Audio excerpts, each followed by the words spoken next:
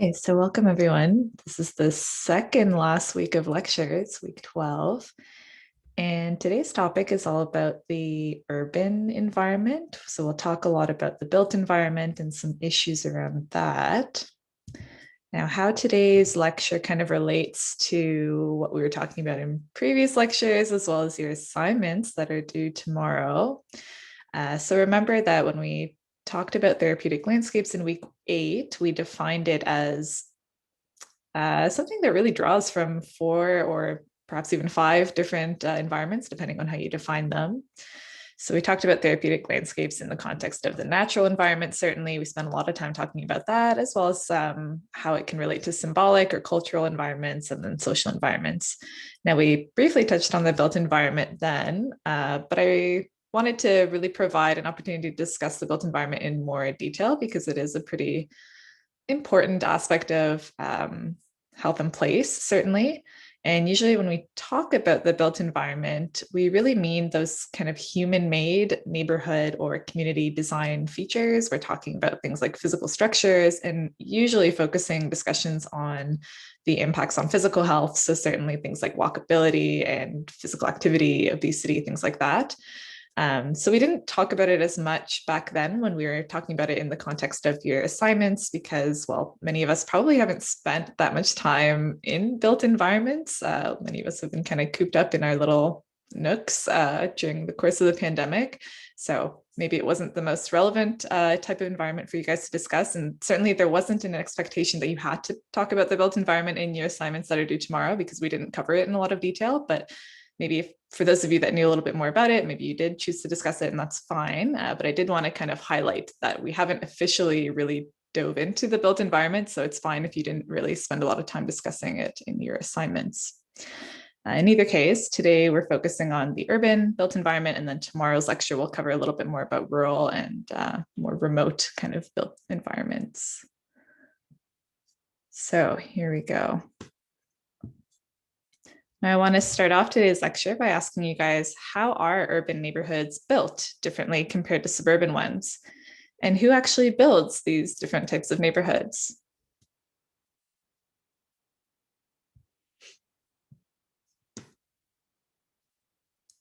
So what do you guys think? How are urban neighborhoods built differently?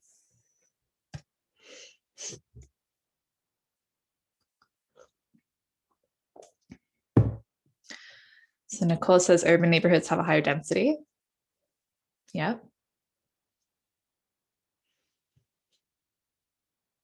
Urban neighborhoods are more mixed use than residential suburbs. Yep.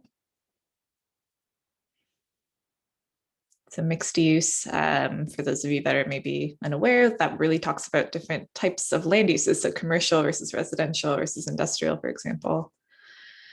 Cassandra says there's less green space incorporated most of the time in urban built environments. Yep. Urban neighborhoods are more congested. They're built to save space, high-rise towers, and the municipality builds it, says Sunima.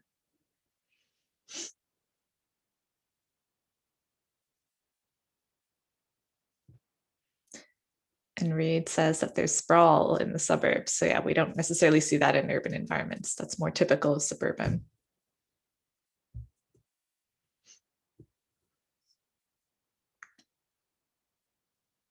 So those are good responses. And I do want to highlight that when we talk about urban built environments, we're usually in a way talking about urban planning. And so urban planning is this kind of interdisciplinary field that really includes various topics from civil engineering to architecture to human geography, politics, loads of other kind of fields. But the focus is really on the development as well as the design of different uses of land, as well as that built environment. So that includes things like infrastructure planning, things like sanitation. It includes things like transportation planning, so how bus routes are designed across an urban landscape, as well as any approvals for new structures that are being built, so certainly for residential or social or economic activities in different zones. Now, a huge part of kind of the urban built environment and urban planning is what we call zoning regulations. And that's really what urban planners use as a tool to kind of guide their planning, because these zoning regulations really determine what can get built and where it can get built. So there's different types of these sort of regulations. There's single-use zoning, which would probably say that, you know, this particular parcel of land can only be used for residential. This particular parcel is going to be used for commercial, and so on and so forth. As someone noted, mixed-use zoning is typically more seen in kind of urban centers. So for example, new urbanism is a type of mixed use zoning kind of theory that really states that we should be building up more of these types of mixed use residential and commercial types of structures. There's also form-based zoning, and this is much more typical in European cities. So for example, in Paris, where they try to separate out areas of like really high density, we're talking like skyscrapers, compared to more of that kind of middle to lower end of residential type of density, just to keep some of that heritage status of those older buildings that maybe aren't, you know, things like skyscrapers, but certainly also focusing on things like pedestrian access. And then there's conditional zoning. So conditional zoning is sometimes used by municipalities just to give out special permits for particular types of land. Maybe it's going to be used to allow a particular type of structure to be built in an area that it normally wouldn't be built. So something like a convenience store, for example, in a very residential area, that might get some sort of special permit in order to meet a specific need in a community. So these are important things to keep in mind. Now, just providing a little short history of urbanization, because Canada's population started out very rural, and trends only started to change about the time of the 1900s with increasing industrialization, of course. So Canada's first census back in 1861 actually showed that 84% of the population at that time lived in rural areas. Now, cities were not always planned per se. In fact, many of them started off as sort of these large areas of informal settlements, what we would kind of call slums today. And these increasingly got incorporated into larger cities to kind of create these big cities like Toronto, like others across Canada. And these suburban residences, those didn't really start popping up until World War II. So they became increasingly popular after World War II, kind of more in the 1940s, 1950s, and so on and so forth. Now, this was because at the time, theories around urban planning really started to shift. And so we increasingly kind of thought that, oh, we should separate people's residences from other types of land uses, things like industry or commercial uses of land.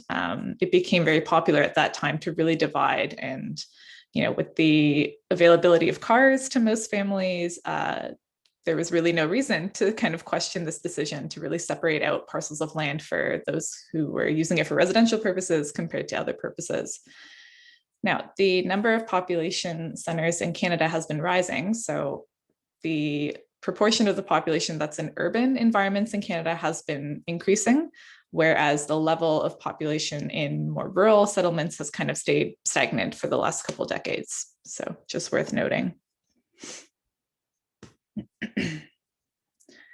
Now, what are these characteristics of urban streets? I think we all have an idea of what they look like. Many of you touched on higher average density, so that's certainly something that we would see typical of urban streets. Also, mixed use zoning is pretty typically seen. Now, as I mentioned, in some other cities around the world, notably in Europe, there's more of this emphasis on form-based zoning. So that again separates that high density to middle or lower density neighborhoods. And we do occasionally see some single-use zoning, but the emphasis really is on a higher kind of average density. Now, sometimes building heights are also restricted in urban cities to kind of create these restrictions about what can and cannot be built. And so this is a little bit more typical, again, in other cities, not so much in the North American context, but you generally wouldn't see something like a huge skyscraper or a huge condo tower placed next to a much kind of lower middle density building. So there are different kind of strategies or regulations that really keep these things in check in particular urban environments. Now, in contrast, what are some characteristics of the suburban streets? Well, again, I think most of us are pretty familiar with this. So on average, the density is much, much lower. Houses tend to be clustered around these cul-de-sacs, which then feed into these larger streets, which feed into even bigger streets, and those typically end up leading to highways. So it's kind of this almost mold that you can apply to any environment. So typical suburb can look like anywhere in the world, really. It's not necessarily characteristic of a particular place or location. Now, there's also usually stricter zoning restrictions in these types of areas. So again, they're really restricting what type of land use can be applied there. So usually strictly for residential purposes.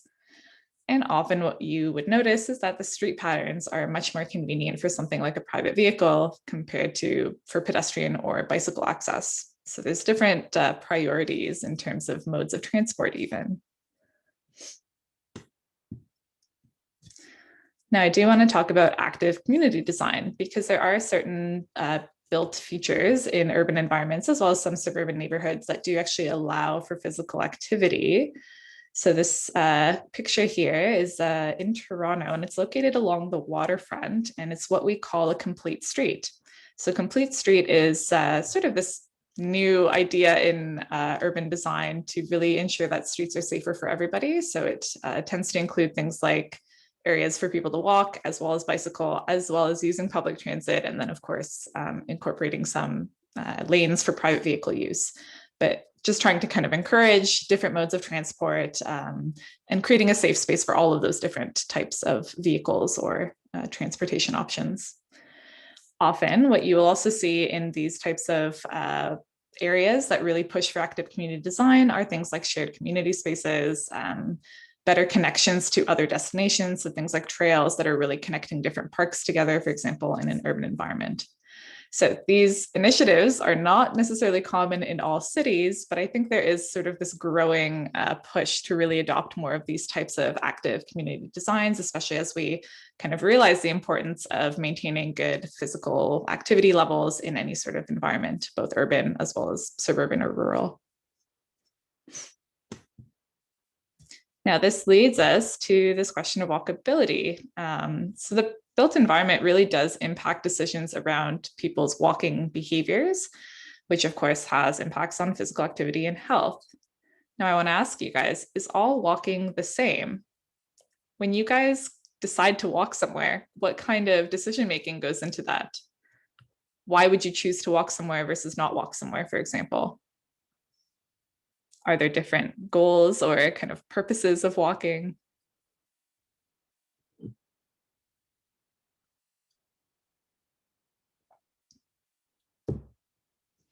Cassandra mentioned safety.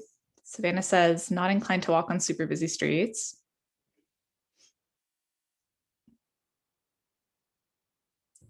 Sarah mentions walking for leisure is likely in a different place than walking to a location. Yeah. The distance and the area safe for me. I like to walk if there are trees around. Okay. If the walk incorporates nature, it's better. And Zoe notes people are more inclined to walk if they have a destination to go to. Yeah, so I think you guys kind of got it there. When we're talking about walking, we're usually talking about travel walking. So really with a specific goal or maybe a particular errand that you know you have to run versus leisure walking. So that's when you just decide to go for a walk for the fun of it to maybe get some fresh air or some exercise, which I think has become increasingly popular during the pandemic. But because these are different kind of types of walking, it makes sense that maybe some different decisions guide whether someone will choose to walk for the purposes of travel or versus leisure. And you guys mentioned some of these as well.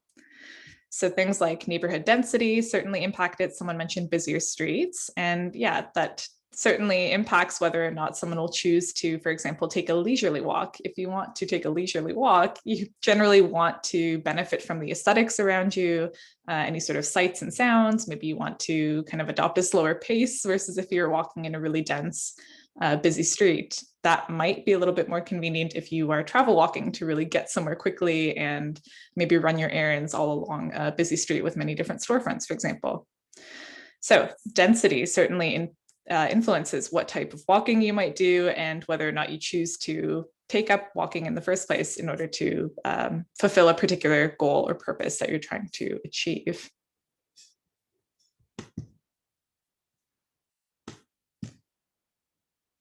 Oh, I just noticed a comment. I also think that it's more possible to walk to places in a small town rather than a city. Interesting, Sunima. I guess it depends on the context. Because certain small towns, you could, I guess, argue, are not necessarily built infrastructure-wise to accommodate a whole lot of walking. People do tend to rely on more private vehicle use. But that is something we'll try to contrast in tomorrow's lecture when we spend a little bit more time talking about rural built environments. But that's an interesting observation, and certainly it might depend on the context. So in places like Canada versus maybe other rural areas in other parts of the world. In any case, access to amenities is another really important part of this walking, because of course, your proximity to walkable amenities really does influence your walking behavior as well. So if you have a great walk shed, which is this idea of the number of amenities that you can access within a walking distance of about 5 to 10 minutes. So if you have a lot of things that you can access in that walk shed, you're probably going to be more likely to just walk in order to get there, because it almost doesn't make sense to try to consider using some other mode of transport. It might not be very efficient. Now, certainly amenities like schools are really important to have within walking distance. And we know that this can impact things like childhood physical activity levels, as well as childhood levels of obesity. And so this particular study was actually looking at this in the context of Portugal, in a city in Portugal. And they noticed that the kids that walked to school actually had lower waist circumferences and they had better metabolic health, which has impacts later in life on things like cardiovascular health and levels of obesity. So this is really important. Obviously, if kids can walk, then they are probably going to be encouraged to do so if they are living in a particular urban environment that might be safe for them to actually do that. Now, unfortunately, the proximity to other amenities near schools can also be bad for health. So what do I mean by that? Well, in areas where there's a higher density of people, of buildings, of structures, you also tend to have a higher density of maybe some commercial or businesses that you maybe wouldn't want to see, especially if you're talking about high school students or middle school students.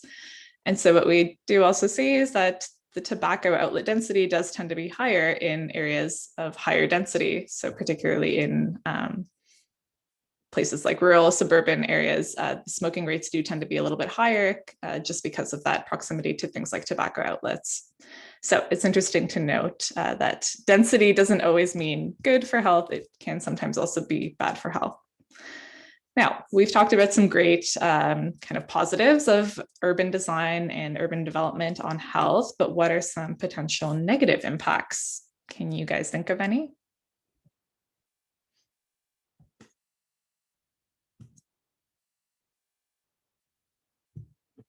What might be some negative impacts of urban cities on health? Becky says air pollution.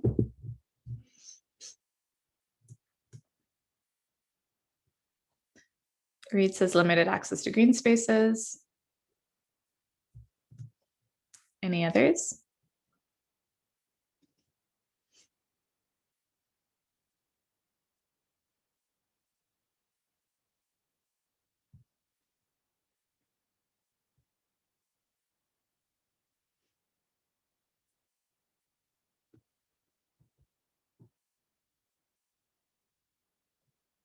Sunima says air pollution due to traffic, factories, less physical activity due to congested neighborhoods.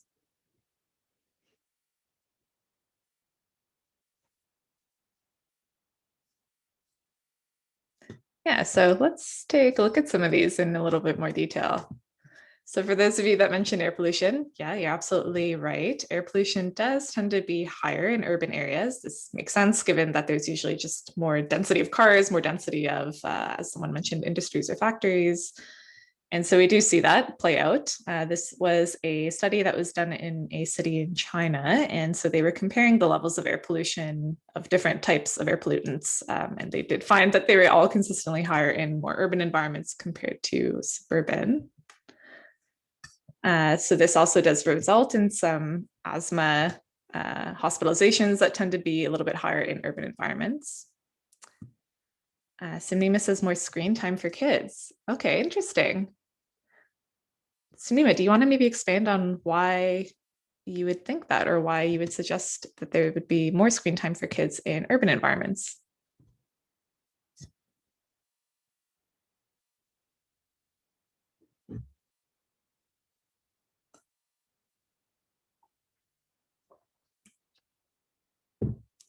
And Elisa says more energy consumption. Yeah, Elisa, you are right about that. So the carbon intensity, I think, is what you're getting at, is definitely higher in cities, which just tend to have more economic activity, more people living together. So on the one hand, per capita emissions are in some cities lower than rural areas because an individual might be consuming less resources, specifically if they don't have a car, which might is typical of more urban kind of dense cores, cities. But on average, because cities do have a lot more people, they do kind of require a lot more energy and infrastructure to keep them running. Yeah. So let's take a look at another one here. Gentrification is something that's also associated with urban environments that can have some negative impacts on health. So what is gentrification? Well, it's that influx of investment of capital and wealthier residents that come into a neighborhood that was maybe previously a little bit more disinvested or disadvantaged in some ways. So on the one hand, some proponents of gentrification would say, well, is it such a bad thing? It can improve neighborhood conditions. It might reduce rates of crime. So overall, maybe it could be better for health. On the other side, though, people have studied that it does drive up property values in those types of neighborhoods. It tends to price out and displace a lot of those lower income residents who were living there originally. So from that standpoint, it can certainly be bad for their health. Particularly if they're faced with something like financial stress because they can't continue to afford rent in the neighborhood that they've been living in for many, many years. Now, for those researchers who have studied this topic of gentrification and health disparities, which I have to say is not a very well-researched topic. So if any of you are interested in this, maybe this is an area of research that you can take up in the future. But what they have found is that it can actually deepen health disparities and kind of further isolate poor residents in these gentrifying neighborhoods. That being said, these impacts are not equal. And so racialized communities specifically living in these types of neighborhoods do seem to suffer more negative health outcomes than perhaps non-marginalized, non-kind of racialized communities. So in this particular study where this map was taken from, this was a study looking at gentrification in Philadelphia. And so in this study, they found that the Black residents, African-American residents, specifically those who were living in a gentrifying neighborhood, those tended to report, they were more likely to report poorer health outcomes than those African-American residents who were living in non-gentrifying neighborhoods. This trend was not seen among white residents. So it's very kind of unique to the situation of those African-American residents living in those neighborhoods.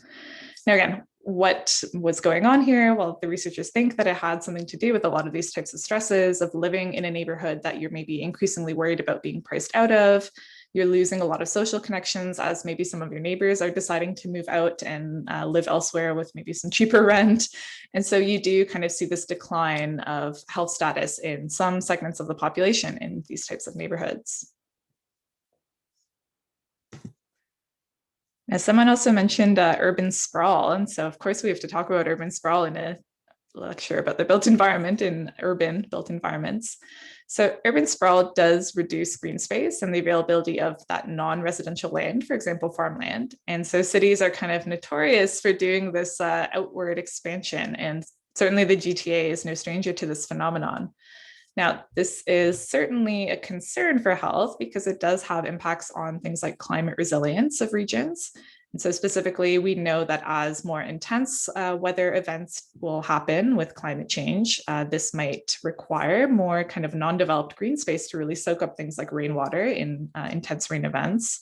And the more you build, the more you're using concrete and asphalt structures. And so you're kind of impacting this water cycle, particularly in events that really have a large amount of rain in a particular moment.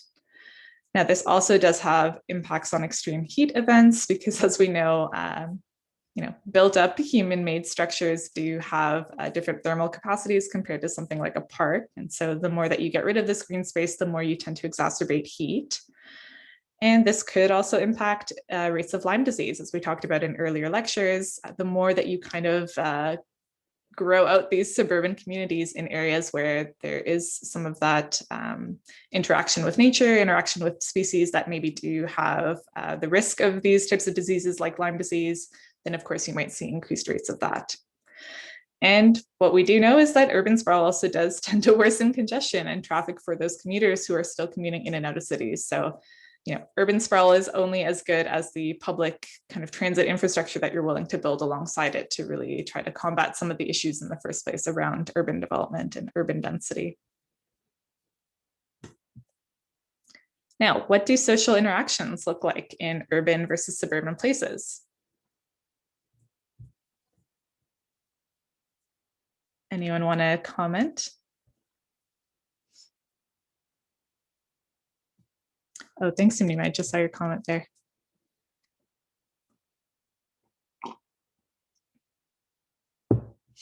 So what do social interactions look like in urban versus suburban places?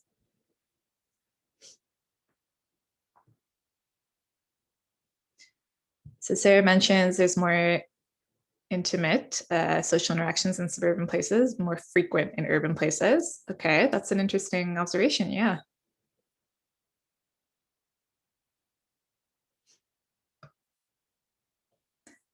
And Sunima, I guess your earlier comment does apply here as well. Cassandra says, I would guess that suburban interactions would be friendlier than urban ones. Elisa says, I was going to say more casual in urban places versus more formal in suburban. Okay. And maybe this is also partially determined by your own experiences. For those of you that maybe grew up in urban versus rural versus suburban areas, maybe that is also kind of informing your perspectives of these different types of environments.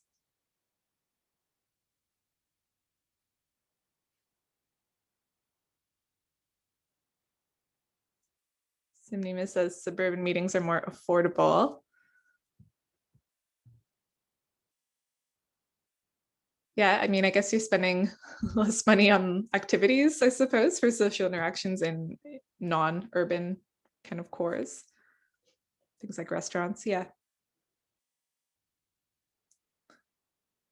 Yeah, so you guys have noted some differences, although maybe you disagree a little bit on what those differences might be. Elisa mentions urban may be more of an outing, whereas suburban could be like a dinner party at home or something. Yeah. So when we talk about urban social connections, and this is like an entire field of geography that unfortunately I don't know a whole lot about, but other researchers even in the School of Geography here at Mac do. So if you are interested in this, certainly take their courses because they're much bigger experts than I am. But urban social geography is a really interesting kind of subfield of human geography that looks at some of these factors that might impact human interactions, specifically those social interactions in urban areas or urban settings. So urban social geography is all about this kind of power of public squares and how these social connections are influenced by the way that we might design some of our urban environments. So this concept of democratic places, and democratic places are like these public squares that just allow for the coexistence of multiple social groups, different age groups, and they really allow some of these kind of spontaneous encounters between people who would normally never meet in these types of places. So this is really a phenomenon that is studied in urban kind of social interactions, this idea of chance encounters. You're much more able to kind of strike up a conversation with people of all sorts of different walks of life, maybe in a cafe or in a public square like this, because people of all sorts of backgrounds, histories, age groups, they're all kind of coming together in these more public places that they can kind of interact with one another or choose to not interact with one another, whatever kind of floats their boat. But a lot of these social movements also shape the city's culture. So specifically any sort of activist communities or communities related to any sort of social causes, those really do sort of build up what kind of social interactions happen within a city.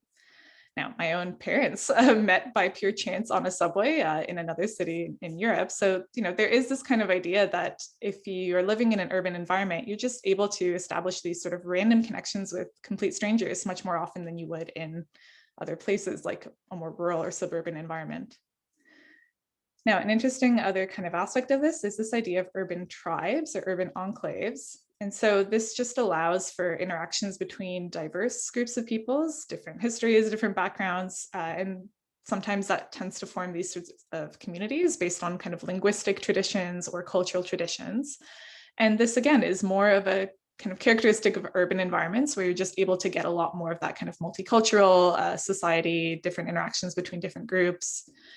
And sometimes this can really allow these different types of communities to flourish in a more urban environment. Now, I do want to mention stranger danger and this idea of maybe the downside of these types of social interactions where you're kind of meeting people from all walks of life, different strangers, people that you've never encountered before, because certainly that would be more common in an urban environment. However, rates of violent crimes have been decreasing in most cities around the world over the last 30 years in both urban and rural locations. And the rates of violent crimes among strangers does tend to be a little bit higher in urban environments. So you can see that kind of here, the percentage is higher compared to rural. But when we're talking about crime overall, so offenders that were known to victims, for example, then the rates are actually quite similar, if not a little bit higher in rural contexts. So it might be that you're seeing a different type of crime, but there's really not a whole lot of evidence to suggest that on average, you're actually any less safe in an urban environment. The types of crimes do tend to play out a little bit differently given the kind of social and economic context. Now, can we design safer urban spaces to even decrease some of these maybe offenses by strangers? So what do you guys think? We've seen initiatives like improved lighting on streets, sight lines, things like safety call buttons. For any of you who did spend some time on campus, maybe you noticed those around campus, these sort of structures that you could press for assistance. What do you guys think? Is there anything we're missing in terms of designs for safer urban spaces?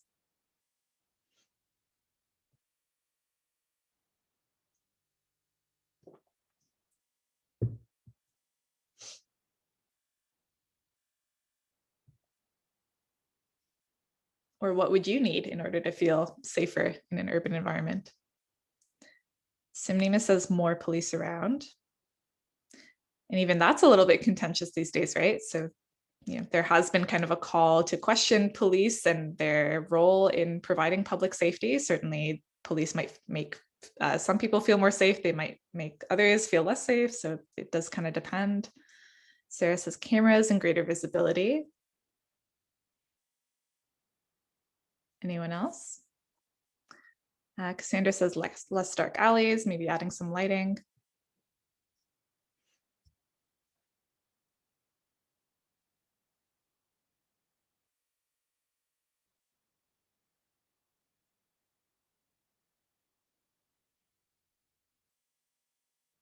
Are there any strategies that people have if they're walking alone at night, let's say in an urban environment, particularly those of us that identify as women?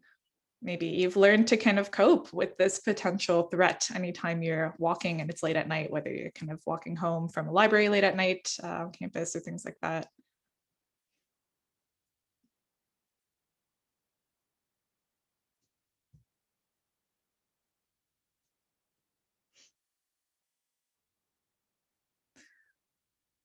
So Lisa says keys between the fingers if I feel uncomfortable. Yeah, I think it's a common strategy for many women. I carry my lifeguarding whistle, always really aware of my surroundings to make sure I'm paying attention to who's around me. Yeah, so it's interesting because Cassandra says I always wear sneakers. Yeah, so a lot of us that do identify as women have kind of had to be on our own in terms of identifying ways to keep safe and to kind of put the onus on us to really protect ourselves. And maybe some of you have heard of the kind of recent case around a woman named Sarah Everard. So this was a case pretty recently, a few weeks ago in the UK. So Sarah Everard was a 33-year-old British woman, and she went missing while she was walking home from a friend's house. Now, this wasn't even particularly late at night. I think it was something like 9 or 10 p.m. And 9 days later, her body was discovered that she had been murdered. Now, Everard did everything she was supposed to do. She wore bright colored clothing. She was wearing sneakers in order to kind of ease her walk home from her friend's house. She chose a very public route, one that even had cameras. And she even called her boyfriend for a good portion of her walk to kind of be on the phone with someone while she was walking alone. So really, how much personal responsibility should there be on, for those of us that do identify as women or anyone, in terms of how they kind of navigate these urban spaces and try to prioritize their safety?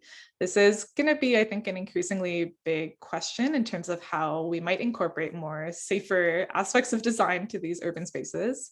And I guess we'll see what happens, because these incidents are bound to happen every once in a while. Unfortunately, you can't get rid of all potential for crime, but certainly, hopefully, there are ways that we could try to learn from these types of experiences and moving forward, really adopt some of these better measures, better safety measures. Now, with the time that's left, okay, good, we still have time. So hopefully we'll have some time to talk about your assignments if any questions pop up as well. So with the remaining time, I do want to talk about this case study, segregation. And I think it's an interesting topic in this broader topic of health disparities and how we kind of design urban environments specifically. For those of us that maybe aren't too familiar with what segregation is, it's the enforced separation of different groups, often based on race or ethnicity in a particular community or an establishment. Now, if we're talking about it in the context of North America and specifically the US, segregation is also kind of affiliated with this term of the ghetto. So the word ghetto, which is a neighborhood where this segregation took place, this word actually originated back in the 16th century in Italy. So it's interesting to note that now it's being applied to a very different context. But originally, the word ghetto was actually meant to describe these neighborhoods where, in Venice specifically, they had confined people of Jewish ethnicity or descent or religion in order to kind of live in a particular part of Venice that used to be more of an industrial part of the city. And ever since then, the term kind of stuck in order to describe these neighborhoods or these settings where people were kind of forced to isolate based on their ethnicity or based on their religion or socioeconomic background at times, in order to form these sort of residential hubs or these segregated neighborhoods. Now, in the American context, the segregation has been around for some time. And so we'll kind of talk about that and how this can all relate to impacts on health and health disparities. So remember when we talked about zoning at the beginning of this lecture? So the primary purpose of zoning has always been or continues to be to segregate land into these specific uses. And these are usually thought to be quite incompatible. So there is some reason why maybe we would want to separate things like industrial land from residential land. But zoning was also applied to be able to segregate people by race. And so how did that come about? Well, in order to understand this, we do have to do a little brief kind of history lesson. And so this kind of started out back with the Great Migration. And the Great Migration began in the early 1900s in the US. And this happened where millions of African Americans left the southern states of the US, so kind of these green ones at the bottom of the map. So they left these states due to increasingly a very hostile situation, so specifically Jim Crow laws, which legalized all aspects of segregation in public settings, things like public transit, public squares, you name it. But also things like lynchings, so specifically acts of violence towards many African Americans at that time. So as they were leaving these sort of southern states, they tried to relocate and settle in these more northern states, which were supposedly supposed to be more welcoming towards them. Well, what ended up happening? maybe it wasn't the situation that they had necessarily anticipated, because as these African Americans moved into these neighborhoods, the areas that were predominantly white up until this point did want to maintain this sort of level of whiteness in these neighborhoods. And so they kind of had to look for creative ways to keep many African Americans out of the neighborhoods and kind of impose this subtle segregation if it wasn't meant to be this forced segregation. Now, what are we talking about? What kind of policies or practices did they use? So they used a few different ones, and I'll kind of explain these briefly. So block busting occurred if one particular Black family happened to move onto a street or a neighborhood that had been predominantly white. It would cause this kind of panic in the white residents that were living there, and many of them would choose to sell their houses, and that would quickly become a very predominantly Black neighborhood because no one else wanted to live there, because there was this panic among white residents that they should move out and they shouldn't live there. Now, what are particular mortgage rules? So mortgages often wouldn't be insured if a white family tried to move into a neighborhood that had a significant Black kind of population. On the other hand, they also wouldn't allow mortgages for Black residents in order to live in more white neighborhoods. And so this kind of also enforced this segregation. There's also something that we call the neighborhood composition rule. Now, this was an interesting policy that was used by many different kind of community associations. And so this said that housing projects that were being built in a community, so new projects, should reflect the previous racial composition of neighborhoods prior to this new development. So what that means is if an area was predominantly white, they had to maintain this sort of racial composition and build housing predominantly for white families. If an area did have a significant population, and this was a simple majority, right? If an area had 51%, for example, of African Americans living in it, then they had to continue to build public structures or public housing, for example, for these Black residents. Now, zoning, as we alluded to, also made this kind of segregation possible, because as public housing was being built for African Americans, many of these sites ended up being built close to industrial areas, because that's where available land was. And increasingly, these areas were quite far from the white neighborhoods. And so that kind of also enforced this level of segregation. And of course, community associations. So particularly in suburban communities, residential groups or kind of neighborhood associations between residents decided often to incorporate many sort of regulations right into the clauses of whether you moved into that neighborhood. You kind of had to agree that you wouldn't sell your house, for example, to a Black resident if you ever left. So there were some very kind of creative and interesting ways to enforce these methods of segregation. So Reed mentions, is that similar to redlining? Yes, exactly. Yeah, so redlining is another term used for that. So how did this come to be? And how did we not kind of stop this earlier? Well, remember that there is a difference between home ownership and renters markets. So home ownership traditionally in the US as well as here in Canada has always been this key way to sort of accumulate wealth and pass it down through generations. So in 1917, the US government did try to start these programs to increase home ownership. This was around the time that communism was a particularly big threat in the US. And so increasingly the government thought that they could convince people that communism was bad if they gave people the opportunity to own homes and to own property. It's a very interesting methodology.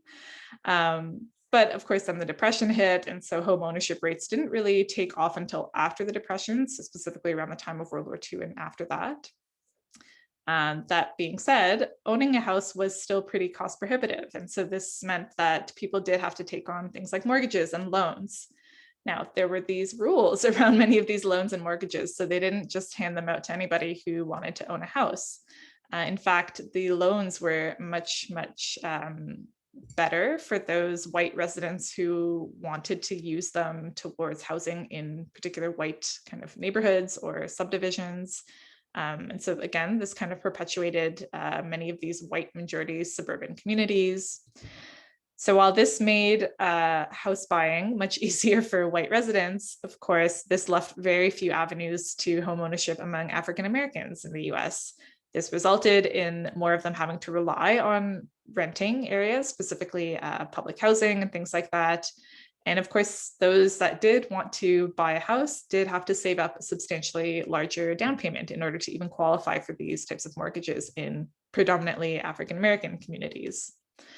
So there has been this sort of disadvantage for decades and decades between home ownership rates. And of course, we know that this is the pathway to accumulate wealth and in order to have a better life. And so it's perhaps not a surprise to see these differences in home ownership rates and how that might play out into socioeconomic disadvantages among particular ethnicities.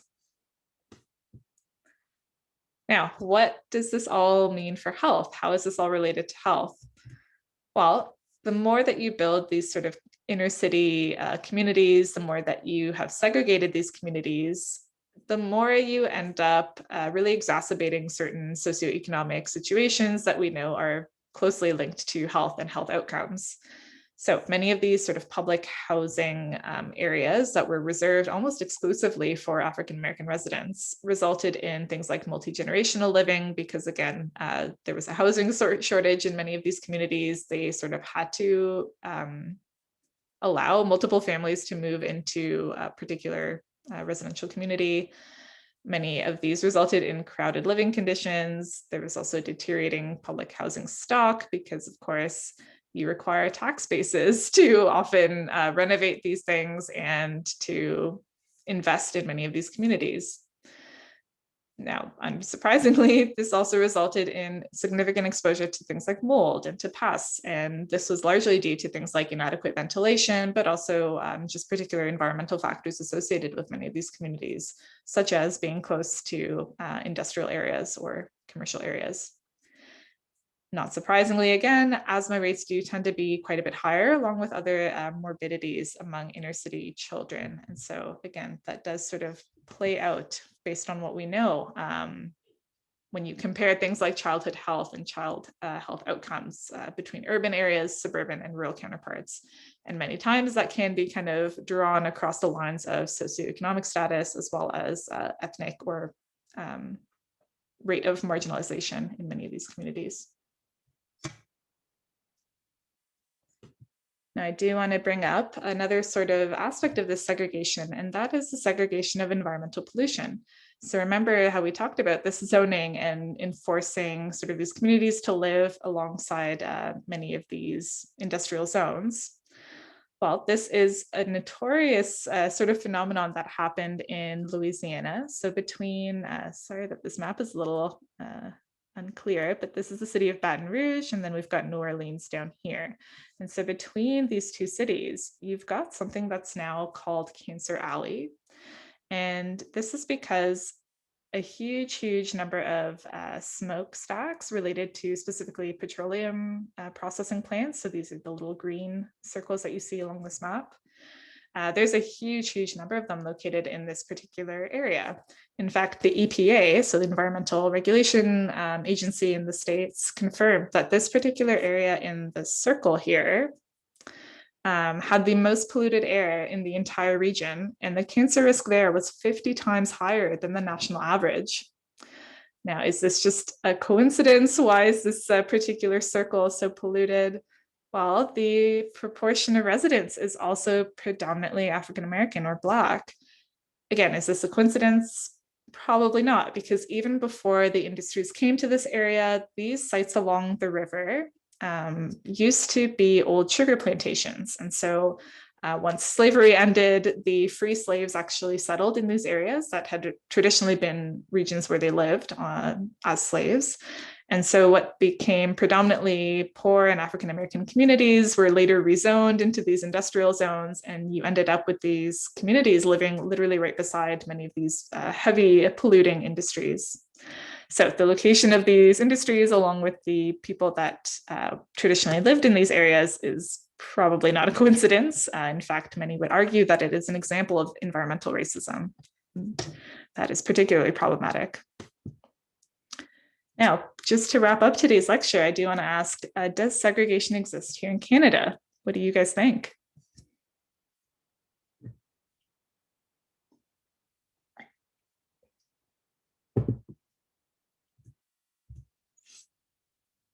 Is there segregation in Canada?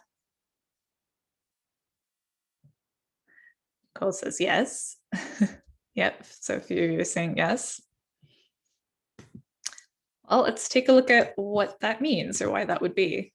So we do, of course, have some aspects of linguistic exclusion, right? We have very strong French-Canadian identities in some parts of Canada, notably in Quebec. And so this does reflect differences in language skills or linguistic traditions.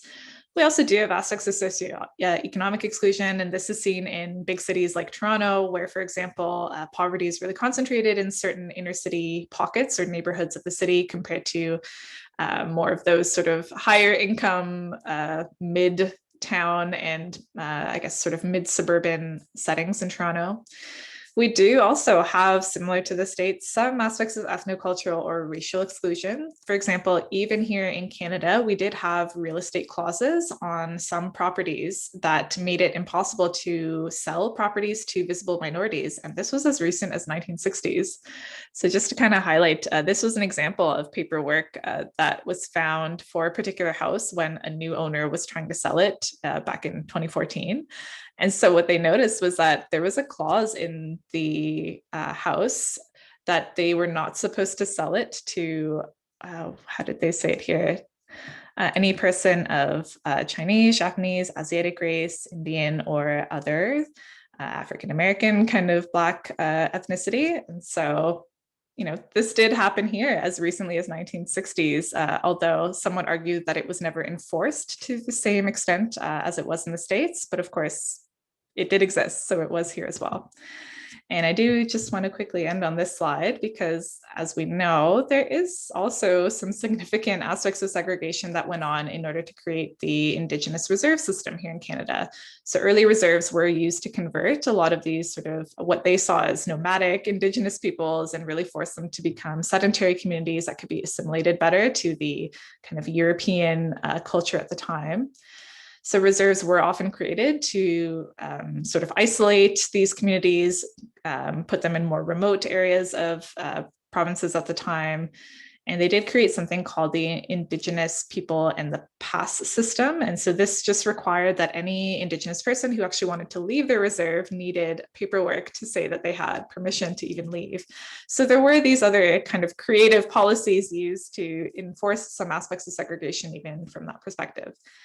And environmental racism could also arguably be seen here in Canada as well. So we do know that many First Nations reserves, even here in Ontario, do face significant burdens related to environmental pollution. This is a particular reserve located near Sarnia, and it's located in our own sort of version of Cancer Alley, or Chemical Valley as it's known here, where this reserve is located literally right beside numerous petrochemical plants here in Ontario. So this is the Anishinaabe First Nation. So perhaps you could draw some parallels here to the situation that did exist in the States. Certainly there are many differences that you could also contrast, but there are many kind of examples of these health disparities playing out as well here based on the sort of urban built environment and the zoning laws that were used here to also kind of separate some of these communities. So I will end it there. And if any of you have questions related to the assignment that's due tomorrow, do let me know. I can stick around.